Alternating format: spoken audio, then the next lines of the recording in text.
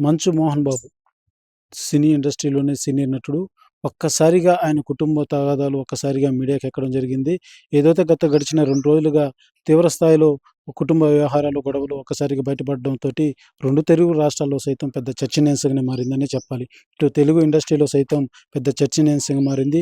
ఏదైతే మనోజ్‌పై దాడి జరిగిందని చెప్పి షర్ట్ సైతం చినిగిపోయి పోలీస్ కంప్లెయింట్ ఇచ్చుకోవడంత పరిస్థితులు నెలకొన్నాయని చెప్పాలి. ఏదైతే బౌన్సర్లు ఒకరిపై పోటాపోటీగా బౌన్సర్లు నిర్మించుకోవడం జరిగింది. తదనంతరం కుటుంబ వ్యవహారాల నేపథ్యంలో అనేక గొడవలు జరిగినట్టుగా కూడా మనకు తెలుస్తుంది.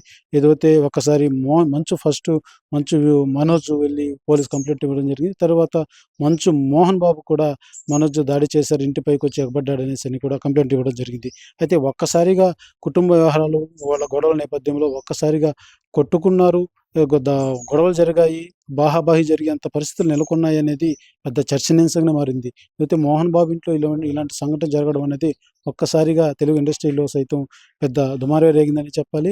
ఇదైతే ఎంతో సీనియర్ నటుడైనటువంటి మోహన్ బాబు, అదేవిధంగా రంగంపేటలో కూడా విద్యా సంస్థలున్నాయి. అదేవిధంగా తెలుగు ఇండస్ట్రీలో సైతం సీనియర్ మోస్ట్ నటుడైనటువంటి మోహన్ బాబు ఎన్నో ఆస్తులున్నాయి. ఇవన్నీ కూడా ఒక ఆస్తుల పరంగానే ఇటువంటి గొడవలు జరుగుతున్నాయనేసని కూడా ఒక నేపథ్యంలో చర్చలు జరగడం జరిగింది. అయితే గడిచిన 2 రోజులుగా జరుగుతున్నటువంటి ఈ గొడవల్లో ఒక్కసారిగా వినయ్ అన్న పేరు బయట వినబడుతుంది. ప్రధానంగా మనోజ్ కూడా వినయ్ నన్ను చేసుకున్నాడు, బూతులు తిట్టాడనేసని వినయ్ అన్న పేరు చెప్పడం జరిగింది.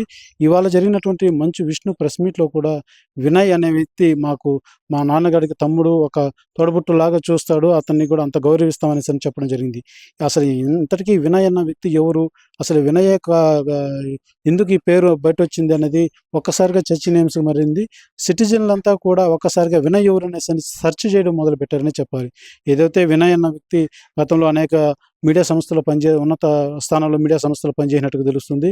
ఏదైతే మోహన్ బాబు యూనివర్సిటీలో ఎడ్యుకేషనల్ డిపార్ట్మెంట్‌లో ఆయన అడ్మినిస్ట్రేటివ్‌గా ఆయన ఒక ఎడ్యుకేషన్ డైరెక్టర్‌గా కూడా ఆయన వర్క్ చేస్తున్నట్టుగా తెలుస్తుంది. ఆయన ముఖ్యంగా పలు విభాగాల్లో కూడా యూనివర్సిటీలో ఆయన పాత్ర ఉందనే చెప్పాలి. అయితే ఆయన అత్యంత సన్నిహితంగా మోహన్ బాబు గారికి మెలిగేవాడనేసని కూడా మనకు సమాచారం అందుతుంది. అయితే ఇంతకీ వినయ్ వల్లనే ఈ గొడవ జరిగిందనేసని కూడా మొన్న మనోజ్ ఒక టాపిక్ తీసుకురావడం జరిగింది. అదేవిధంగా ఇవాళ మంచు విష్ణు కూడా వినయ్ అన్న పేరు చెప్పడంతోటి ఒక్కసారిగా వినయ్ అన్న పేరు మాత్రం ఒకసారిగా తెర మీదకి రావడంతోటి, అంటే తెర మీద పేరు మాత్రం కనబడుతుంది కానీ వ్యక్తి కనబడకపోయేసరికి ఒకసారి సిటిజన్లంతా కూడా సెర్చింగ్ మొదలుపెట్టారని చెప్పాలి. ఇంతటికి ఎవరు వినయ్ అన్న కోణంలో అయితే ప్రతి ఒక్కరు ఆసక్తికరంగా చూస్తున్నారు. అయితే తెర మీద మాత్రం వినయ్ అన్న వ్యక్తి కనబడలేదు.